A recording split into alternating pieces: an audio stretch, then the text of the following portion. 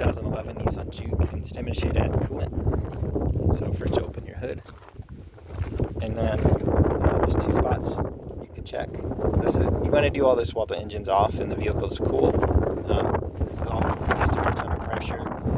It kind of builds up to a boil or can, and you don't want it to come out and have poisonous hot liquid scalding you.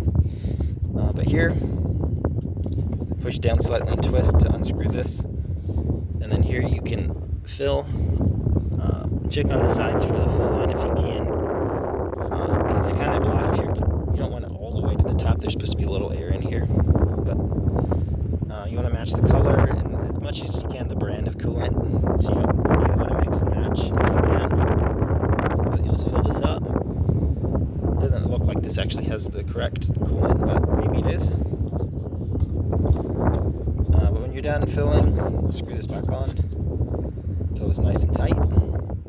Typically you only need to add straight to here if your system's working properly, but sometimes you might need to check up here where it would be the top for the radiator where it runs in and into the motor.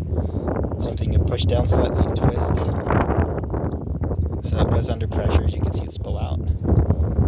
So you could add some in here if needed. Luckily this car has got plenty of coolant. And then check through all the lines as much as you can for no cracks in the reservoirs, the connections. Sometimes these radiators can get cracks as well. One way to check for some of that too is while the vehicle is running and everything's tight, you can check underneath for any puddling that might be forming, and water condensation can as well.